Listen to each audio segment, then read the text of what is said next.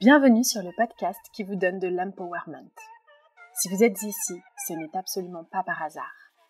Je suis Laurita et ma mission est de vous guider vers une vie plus consciente, plus alignée et plus harmonieuse. Je vous diffuse chaque jour de l'inspiration et partage mes réflexions pour vous permettre d'incarner la personne que vous méritez d'être. Si ce podcast vous plaît, je vous invite à le partager, à le noter avec la note qui vous semble la plus juste et à vous abonner pour ne rien louper.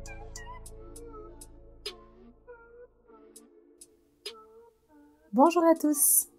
Avant, tu avais des principes et maintenant, tu as des enfants. Est-ce que vous avez déjà entendu cette phrase ? Au secours, cette phrase. Aujourd'hui, je suis remontée comme un coucou, alors ça va être une session intensive de coups de pied aux fesses. D'ailleurs, je sais pas si vous avez remarqué, mais depuis le début de cette chaîne de podcast, mon ton a largement changé. Je me suis réécouté les tout premiers épisodes, et je vous parlais comme ça, de façon très douce. Et alors là, on n'est plus du tout dans la même ambiance, mais j'ai l'impression que ça vous plaît, de ce que j'ai entendu comme retour. C'est beaucoup plus cache-pistache, et je pense que c'est aussi ce dont on a besoin aujourd'hui, de se dire clairement les choses. Donc, je ne vais pas y aller de main morte encore une fois aujourd'hui. On va parler parentalité, excuses, injonction des autres et choix. Qui n'a jamais entendu « tu verras quand tu auras des enfants » ou même déjà pensé « je ne fais pas d'enfants maintenant parce que je veux profiter à fond », comme si c'était incompatible. J'étais la première à stresser, à me dire qu'il fallait absolument faire le tour du monde avant, parce qu'apparemment après c'était plus possible, et j'avais trop peur de ne pouvoir jamais profiter. Tu verras quand tu auras des enfants, tu ne pourras plus faire autant de sport. Tu ne pourras plus voyager, tu vas connaître les vacances scolaires, tu ne pourras peut-être plus être une famille nomade. Ah, tu crois que là t'es fatigué ? Bah tu verras quand t'auras des enfants. Ou bien, tu crois que t'as pas de temps pour toi ? Ah bah tu verras quand t'auras des enfants. L'épuisement parental, les amis, n'est pas une fatalité, j'en suis la preuve, et je suis vraiment pas meilleure que qui que ce soit. Mais par contre, il est clair que je ne me laisse pas subir, et que je passe à l'action pour les choses qui comptent vraiment, comme ma santé mentale par exemple. Dans cet épisode, on va parler de ce qu'on entend par rapport à ce qui est la réalité qui peut être la vôtre. Il n'y a pas qu'une seule vérité, il n'y a pas qu'une seule réalité, par contre, il y a votre vérité, celle qui vous convient, celle que vous voulez créer pour vous-même, la famille que vous voulez avoir, et il n'y a pas qu'un seul type de famille, il en existe des milliers, donc c'est à vous de voir quelle famille vous voulez être, quels parents vous voulez être. Attention, attention, gros disclaimer, parce que je vous connais, ceux qui s'offusquent et qui se sentent menacés, je parle ici des enfants en bonne santé, de familles en bonne santé physique et mentale, et je ne parle pas des enfants, par exemple, handicapés ou des enfants neuroatypiques. J'en parlerai peut-être très rapidement dans une section de ce podcast, parce que je sais que beaucoup vont peut-être se retrouver là-dedans, mais ce que je vais dire dans cet épisode, c'est plutôt dirigé vers, entre guillemets, le commun des mortels, avec des enfants qui peuvent rencontrer certes des difficultés de sommeil, ou bien simplement peut-être le rush de la vie quotidienne. Et évidemment, si vos enfants sont handicapés, que vous êtes en dépression, que vous avez des troubles ou qu'ils ont des troubles, ne prenez pas ce podcast comme une agression. Ceci étant dit, je pense que vous êtes assez intelligents pour faire la part des choses. Ici, on parle good vibes, on se dit les choses pour de vrai, et on va essayer de se tirer vers le haut. Ça me fait penser, ma première grossesse, les gens adoraient me raconter leur accouchement sanglant ou l'accouchement de la tante de son amie Géraldine qui a failli mourir sur la table d'opération. Mais pourquoi tant de haine ? Une jeune maman qui vient d'être enceinte n'a pas spécialement envie d'entendre tout ça. Elle est accompagnée, et c'est à ça que ça sert aussi l'accompagnement de grossesse, c'est que si elle a des questions, elle peut les poser à des professionnels de santé. Alors pourquoi les gens ont tant envie de prévenir sur les dangers de l'accouchement ? Ou de prévenir sur à quel point avoir des enfants c'est fatigant, éreintant, c'est épuisant. Alors après, vous me direz certainement, oui, mais on ne nous dit pas tout, et c'est vrai, on ne nous dit pas tout, mais attendons peut-être déjà que la personne pose la question. Beaucoup de parents, sur les réseaux sociaux notamment, ceux qui commentent, ou même dans la vraie vie d'ailleurs, ceux qui disent « Ah bah tu verras quand tu auras des enfants », se trouvent du côté de l'effet dans la relation de cause à effet. Ils subissent, ils sont fatigués, ils sont la tête dans le guidon, ils ne voyagent plus à cause d'eux, ils sont fatigués parce que, etc., etc. Donc ils trouvent des excuses. Et d'autres parents, du côté de la cause, prennent des responsabilités et décident. Premier point, la vie des autres, c'est la vie des autres, les amis. Les autres parlent de leurs propres limites. Par exemple, quand ils sont ou ils ont été fatigués, et qu'ils estiment que ce n'est pas possible qu'il en soit autrement, c'est souvent sous couvert de bienveillance, profites-en maintenant, parce qu'après tu verras. Ils pensent mettre en garde, et je lisais un article et des commentaires d'ailleurs justement, récemment, où une femme disait « Personnellement, je me suis pris une grande claque et j'aurais aimé qu'on me prévienne avant. » Mais c'est pas prévenir que de dire « Ah bah tu verras ». C'est assumer que ce sera pareil pour l'interlocuteur alors que peut-être pas. Ce sont aussi parfois des gens qui voient toujours le verre vide. Donc ça dépend encore une fois de la perception que chacun a. Mais nous, ici, on voit le verre à moitié plein, les amis, n'est-ce pas? Bien sûr, une maman au bout du rouleau, avec 2 enfants hyperactifs et sans papa, vous dira que c'est impossible de blablabla. Bien sûr qu'on n'est pas dans la situation, et on le sera jamais, parce que chaque enfant est différent, chaque parent est différent, et justement, parce qu'on n'est pas dans leur situation, ne partons pas du principe que c'est plus facile pour les autres. Ne partons pas du principe que c'est facile pour eux, mais ça n'est pas non plus facile pour les autres. Votre enfant est hyperactif, vous êtes papa solo et vous avez 2 jobs, et ben c'est pas forcément plus facile pour ce couple à côté de chez vous avec un seul enfant qui n'est pas hyperactif et dont les 2 parents sont épanouis dans leur job. On ne sait pas quelles difficultés rencontrent ces personnes. Peut-être qu'ils doivent aussi gérer des parents handicapés ou des parents mourants. La difficulté et le niveau de tolérance à la difficulté est propre à chacun, et peut-être que ce même couple, si on le séparait dans votre situation, vous qui êtes parent solo, papa solo, peut-être qu'il s'en sortirait différemment, soit mieux, soit moins bien, mais rien n'est une fatalité. Pour en revenir à nos moutons, prévenir la jeune maman, c'est plutôt lui dire « voici mon expérience et surtout voici mes conseils, ce qui m'a bien aidé par exemple », au lieu de lui dire oh, « tu vas voir comment tu vas galérer », si tant est que les conseils justement aient été sollicités, n'est-ce pas? C'est extrêmement violent de donner son avis quand il n'est pas sollicité. On ne sait pas dans quel état d'esprit se trouve la personne en face. Donc conseil pour toutes vos prochaines interactions avec des jeunes parents, posez plutôt des questions. Et si vous êtes jeune parent, je suis passée par là, j'avais peur, j'imaginais le pire, alors qu'en soi ça s'est très bien passé. Attention, je ne dis pas que les gens qui vous disent que c'est compliqué, que c'est difficile, mentent. Je dis simplement qu'ils parlent avec leur spectre de difficultés, celles qui n'ont pas su surmonter et veulent soit mettre en garde, soit peut-être parfois un peu tirer vers le bas, pour certains. Oui, inconsciemment, faire peur et garder les gens avec eux dans leur négativité, dans leur difficulté, et parfois même se faire plaindre. Et moi, j'assimile un peu ça à, vous savez, ceux qui vous disent, quand vous leur annoncez que vous allez faire un régime pour perdre 2-3 kilos, ceux qui disent « mais t'as pas besoin de ça », ou « allez, prends un cookie, c'est mon anniversaire ». Et j'entends d'ici les « non mais parfois, c'est pour le bien de la personne ». Alors déjà non, le cookie vraiment c'est pas pour lui faire du bien, qu'on se le dise. Si je te dis que je veux perdre 2-3 kilos et que tu me demandes de manger ton cookie, il y a rien qui est pour mon bien dans l'histoire. Et ensuite, tu n'as pas besoin de ça, mais à tes yeux. Qui es-tu pour savoir ce dont j'ai besoin? Pareil, je vais être parent, pourquoi tu me mets direct dans la case de la personne qui va galérer? Je ne suis pas toi, je ne suis pas tous les autres parents. Et quand une femme est enceinte, ça devrait être un moment heureux. Et tout le monde y va de son avis, de mise en garde, etc. Ah profites-en pour dormir, parce qu'après. Et je trouve ça hyper violent, finalement. Bien sûr, il y a des enfants pour qui c'est compliqué. C'est plus compliqué que d'autres. Ceux qui ont des reflux, ceux qui font des terreurs nocturnes, les maladies, HPI, zèbres et compagnie. Et c'est pas parce que c'était dur pour eux et pour leurs parents que ce le sera pour vous si vous êtes dans la même situation.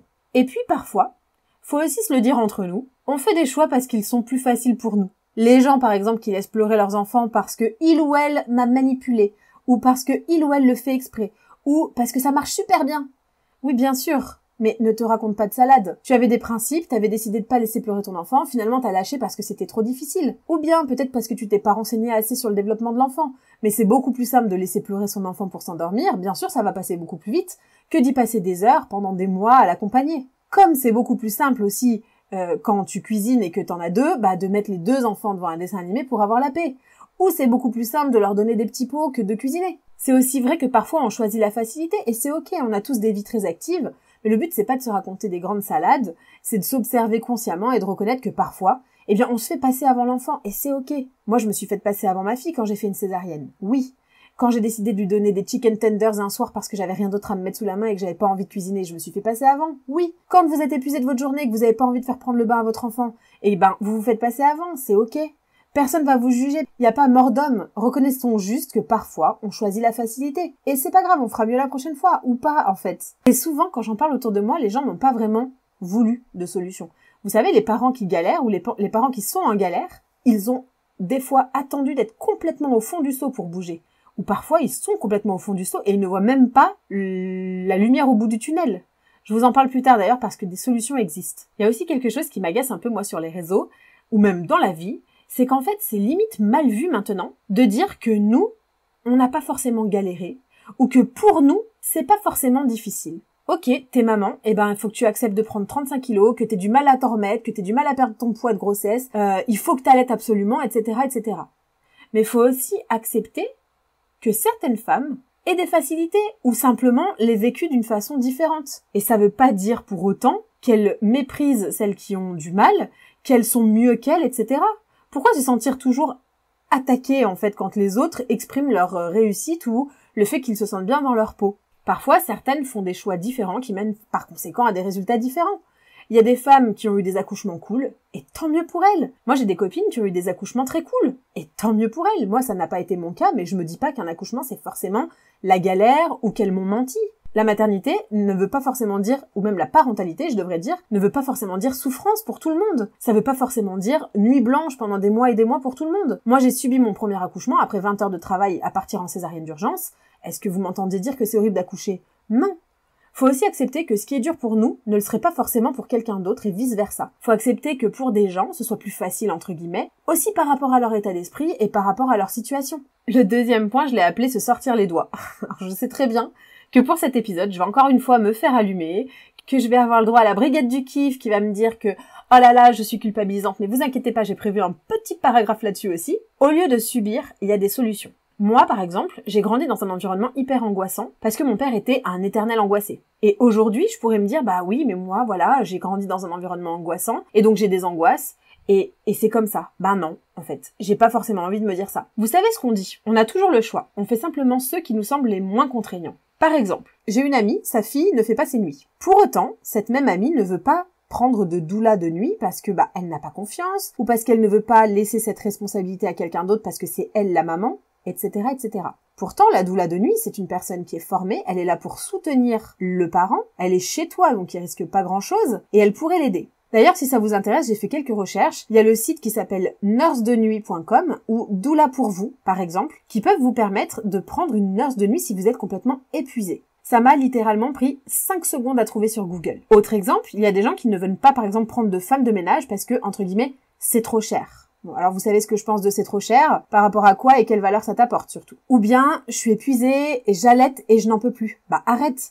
Oh non, quand même, c'est bien pour mon bébé. Ou bien, oh je suis trop fatiguée pour faire du sport le matin. Bah fais-en le soir. Ah non mais le soir, tu sais, j'ai pas trop le temps. Ou bien, mes enfants me demandent trop d'énergie, ils sont neuroatypiques. Bah consulte, fais-toi accompagner, demande à des psys de venir chez toi pour t'aider au quotidien, ça existe. On est plein d'excuses. Parce que parfois on n'arrive pas à prendre du recul et parce que parfois aussi il y a cette espèce de pression sociale qui nous empêche de passer à l'action. Quand on est épuisé, on se dit qu'on s'en sortira pas, mais c'est faux, il y a des solutions pour n'importe quel type de situation et pour n'importe quel type de moyen, j'ai même envie de vous dire. Surtout en France, il y a énormément d'aides. Et c'est pas parce que personne ne les met en place qu'elles n'existent pas. Peut-être que dans votre entourage, vous ne connaissez personne qui a pris une nurse de nuit, une doula de nuit, et pourtant ça existe. Le nombre de parents au bout du rouleau qui n'arrivent pas à s'en sortir avec le sommeil de leurs enfants, mais qui ne consultent pas pour autant des coachs, des psychologues, etc., c'est incroyable. Bougez-vous, n'attendez pas d'être en PLS. Pareil, ici, des ressources, si c'est votre cas, vous avez Kids and Family par exemple, ou bien la Fée de Beaux Rêves, Fée de Beaux Rêves par exemple. Ça m'a pris 2 secondes à chercher sur internet. Ça me fait penser d'ailleurs à l'épisode de podcast de Caroline Receveur où elle raconte qu'elle n'avait pas envie de subir son corps et sa poitrine, qu'elle trouvait assez peu harmonieuse après l'accouchement et après l'allaitement, et au lieu de subir, elle a fait une opération. Bon, et donc au lieu de se dire, tu verras, t'auras des gants de toilette à la place des seins si t'allaites, non, ça dépend en fait, ça dépend de ce que tu veux faire. Oui, mais moi, mes cicatrices montrent que j'ai eu mon enfant. Très bien pour toi. Ou alors celles qui disent oui, mais elle, c'est facile. Non. Ou bien, et si même c'était plus facile, peut-être que c'est plus facile financièrement, mais et alors? La vie n'est pas juste. Si vraiment vous voulez quelque chose, vous pouvez l'obtenir. Demandez à vos proches, faites une cagnotte Ulule carrément, j'en sais rien, moi, soyez créatifs. Diversifiez vos revenus pour pouvoir vous offrir cette opération. D'ailleurs, je vous explique comment dans le Money Magnet, les liens sont dans les notes de ce podcast. Ça me fait penser à, vous savez, Jennifer Lopez, 52 ans, fraîche comme jamais, elle est plus fraîche que nous tous réunis à 20 ans. Et les gens disent « Ah oui, mais moi, si j'avais sa vie, j'aurais aussi son corps. Si j'avais rien d'autre à faire de ma journée, j'aurais son corps. » Moi, je connais plein de personnes qui n'ont rien à faire de leur journée et qui n'ont pas son corps. Donc, encore une fois, c'est pas parce que ça a l'air facile pour les gens que ça l'est réellement. Moi, j'avais envie d'accoucher par césarienne pour mon 2e enfant, pour plein de raisons. J'ai rencontré plein de gynécologues en France qui m'ont dit que c'était pas comme ça que ça marchait, que on faisait pas ça comme ça en France, que ça se faisait pas.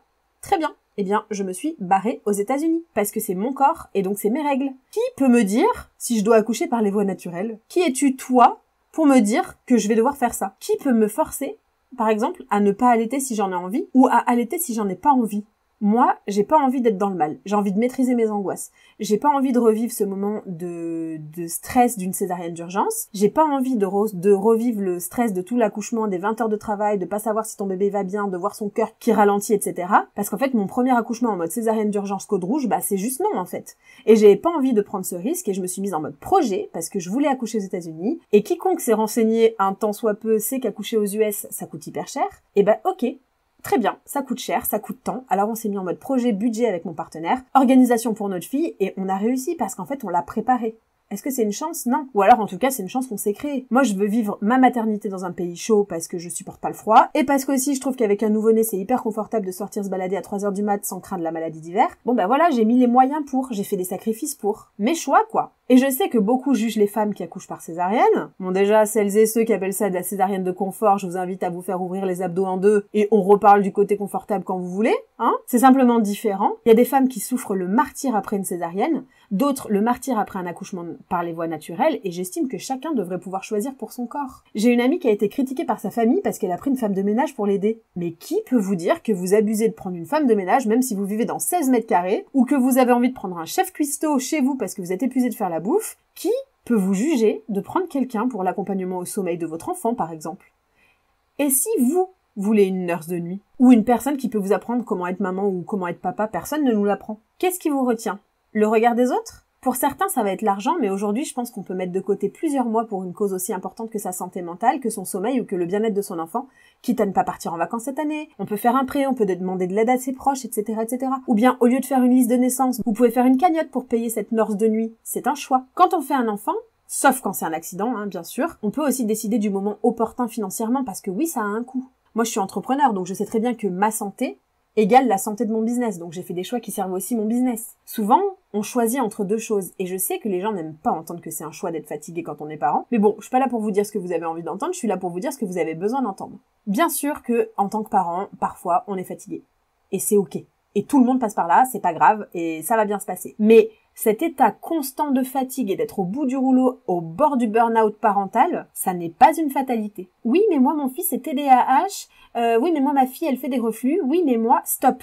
On a tous des bonnes raisons d'être épuisés. Oui, les enfants et le sommeil, c'est un vrai sujet. Oui, c'est difficile. Oui, quand ils sont malades, tu peux passer des nuits blanches. Surtout quand t'enchaînes des réunions avec ton boulot, bah c'est horrible. Oui, parfois tes vacances, ça dépend de ton point de vue, mais peut-être que jusqu'à leurs 2 ans, ça sera pas forcément très reposant. Ou peut-être que oui, ils ont besoin d'attention constamment. Oui, oui, oui et oui.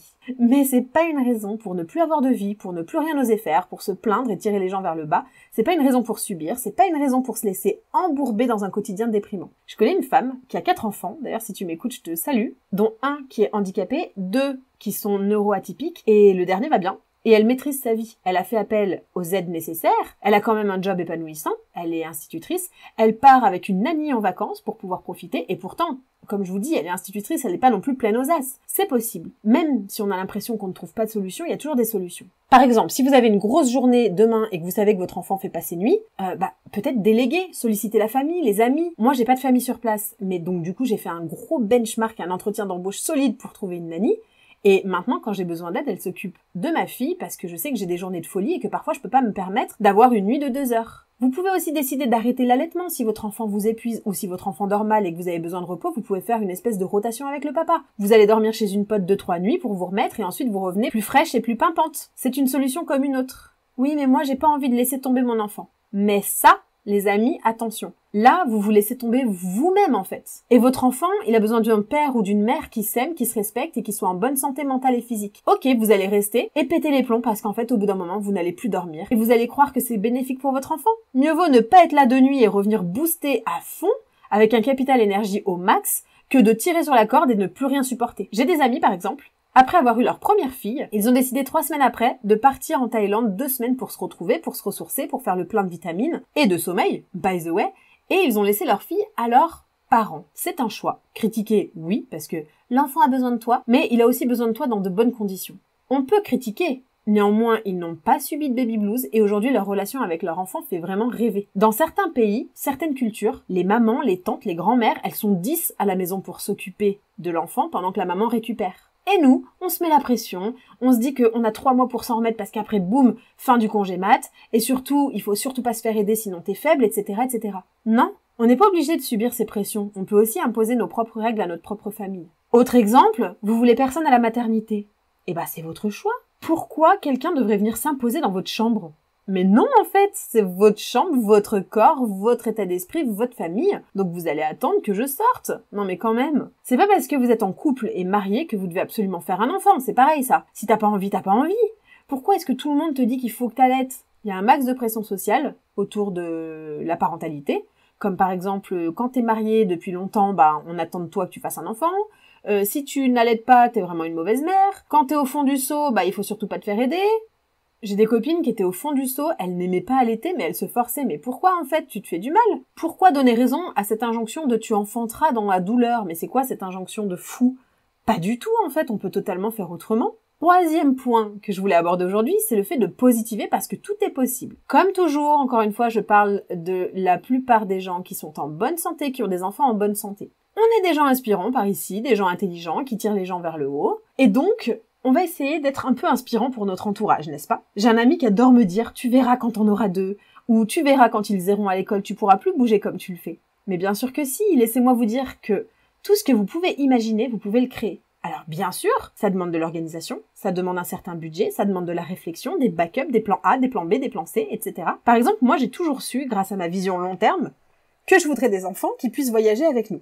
Dès la naissance, j'ai parlé anglais à ma fille. On a bougé dès le début pour l'habituer, même si c'était dur. Et c'est tout l'intérêt d'avoir une vision long terme. D'ailleurs, je vous en parle dans l'épisode sur la manifestation, parce que ça permet de faire des choix éclairés et avisés. C'est pas parce que 99% des gens sont comme ça que vous devez l'être aussi. Nous, les amis, nous sommes un sac Chanel. Rappelez-vous, et si vous n'avez pas écouté l'épisode, il n'est pas trop tard. Et si ça suscite de la jalousie, je vous interdis de réduire votre lumière pour faire sentir les autres plus confortables. Donc aux parents ou aux futurs parents, ne vous laissez pas enfermer dans ce que vous connaissez, ou dans ce qu'on vous a dit, ou dans ce que vous pensez qu'on pense de vous. Moi, je vous le dis, c'est parfaitement possible de voyager avec des enfants en bas âge, moyennant un peu d'organisation. Et s'ils sont scolarisés, eh ben c'est possible aussi. Ma fille va à l'école et oui, on paye 2 vies pour qu'elle ait son école parisienne, mais c'est possible. Il suffit qu'elle soit scolarisée aussi à l'étranger et c'est possible de trouver des écoles partout dans le monde. C'est aussi possible d'avoir un enfant qui s'adapte, c'est aussi possible d'avoir un bébé qui fait ses nuits, c'est aussi possible de ne pas allaiter et de pour autant avoir un lien hyper proche avec son enfant. Si vous ne parlez pas anglais mais que vous avez envie de voyager, vous pouvez aussi payer des cours d'anglais à votre enfant et vous pouvez aussi vous rendre dans des écoles françaises. Il est possible de dormir 8 heures par nuit quand on a des enfants, il est possible de se reposer avec un nouveau-né, il est possible de se faire aider, c'est possible de récupérer son corps d'après grossesse, x2, x3 ou x4. Oui, les sensations sont certes différentes, mais ça n'empêche pas que votre corps tonique et sculpté, c'est possible de le récupérer. Il est aussi possible de perdre des kilos de grossesse, c'est possible de ne pas punir ses enfants, de ne pas les frapper, de ne pas leur mentir. Il est possible de ne pas les mettre devant des écrans et pour autant ne pas les exclure. Lisez-leur des livres, c'est bien plus captivant. Et oui, quand le 2e voire le 3e est là, c'est aussi possible de ne pas céder aux écrans. Bref. Et ceux qui disent que c'est condescendant, j'ai envie de vous dire que vous vous jugez vous-même. Je ne dis pas que les parents qui mettent leurs enfants devant des écrans sont de mauvais parents. Je dis simplement que si c'est une volonté de ne pas les mettre devant les écrans, c'est possible. Tout est une question de volonté. Le plus important, j'ai envie de vous dire, c'est de vous écouter vous-même. Vous avez le droit de mener la vie à laquelle vous aspirez. Et vos gens, les amis, veulent votre bien. Et si votre bien, c'est de dormir à l'extérieur, de partir en voyage, d'être digital nomade, ou de ne pas allaiter, ou de faire une césarienne, ou de se faire refaire les seins, ou de pas mettre d'écran, ou d'en mettre à vos enfants, eh ben c'est ok. Et enfin, petit focus sur la culpabilité et la condescendance. Quand on culpabilise, c'est la responsabilité de celui qui la ressent. Je ne peux pas vous faire culpabiliser si vous en décidez autrement. Si vous culpabilisez parce que vous vous dites que vous avez mal fait, c'est pas de ma faute. Et il n'est pas trop tard. C'est souvent ce qui ressort sur les réseaux notamment. C'est culpabilisant ce discours. Mais tu culpabilises tout seul, hein. Moi par exemple, si tu me dis que j'ai été égoïste d'accoucher par césarienne, tu vas pas me faire culpabiliser parce que, c'est vrai. C'est égocentré, c'est-à-dire que c'est mon corps, donc mon ego. Donc je vois pas pourquoi je me sentirais mal. Pareil. Si je me sens mal parce que j'ai mis ma fille devant un dessin animé, si tu viens me dire que j'ai mal agi, je vais culpabiliser, mais c'est parce que c'est moi qui vais décider de culpabiliser, c'est pas parce que tu m'auras dit quelque chose qui est en fait une réalité. Mais si je suis bien dans mes pompes, aucun souci. Donc la question c'est, pourquoi est-ce que vous culpabilisez? De ne pas avoir réussi? Alors que d'autres ont réussi? Mais la vie n'est pas juste, la vie est longue et les erreurs de parentalité, on en fera tous. C'est pas parce que vous avez du mal dans un domaine que vous aurez du mal dans tous les domaines. Un jour, on m'a posé la question sur Instagram. Si vous ne me suivez pas encore, il n'est pas trop tard, c'est laurita.socaliente. On m'a demandé si ma fille avait le droit aux écrans. J'ai répondu que non, et on m'a demandé comment je faisais quand j'allais chez des gens. J'ai dit que soit je demandais à ces gens d'éteindre la télé, soit j'allais avec elle dans une autre salle, si jamais c'était pas possible.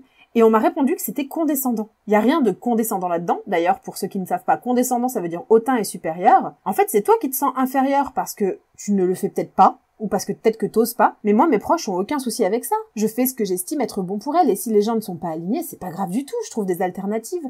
Il y a rien de condescendant à appliquer ces principes, en fait. Un jour, je suis allée chez des gens qui fumaient. On avait prévu de dormir là-bas, bon bah non, j'ai pris une chambre d'hôtel, j'ai pas envie qu'elle dorme dans un environnement plein de fumée. Les gens ne l'ont pas mal, chacun fait ce qu'il est capable d'accepter. Et clairement, quelqu'un qui se vexe si je refuse de faire dormir ma fille dans un lit où ça sent la cigarette, bah c'est saut pas mon genre. Bref, tout ça pour vous dire que la culpabilité, c'est simplement parce qu'on décide de culpabiliser. Quand on est bien dans ses baskets, on ne culpabilise pas et on trouve pas que les autres nous font culpabiliser. On est les seuls à pouvoir nous-mêmes culpabiliser. Tout ça pour vous dire que quand même, on devrait se regarder en face, ne pas trop se raconter des salades, mais aussi laisser les gens vivre leur vie comme ils l'entendent. Évidemment, si vous pensez que leurs enfants sont en danger, c'est autre chose, hein, on se sait, mais dès lors qu'ils font des choix qui ne mettent personne en danger, pourquoi vouloir avoir raison? D'ailleurs, ça mériterait tout un épisode, ça, vouloir avoir raison sans arrêt, c'est hyper dur d'accepter d'avoir tort ou de ne pas avoir raison ou de pas prouver son point. Pourtant, c'est souvent bénéfique pour tout le monde. En tout cas, pour conclure cet épisode, j'espère que vous ne vous êtes pas senti offensé si vous rencontrez des difficultés, si vos enfants sont atypiques.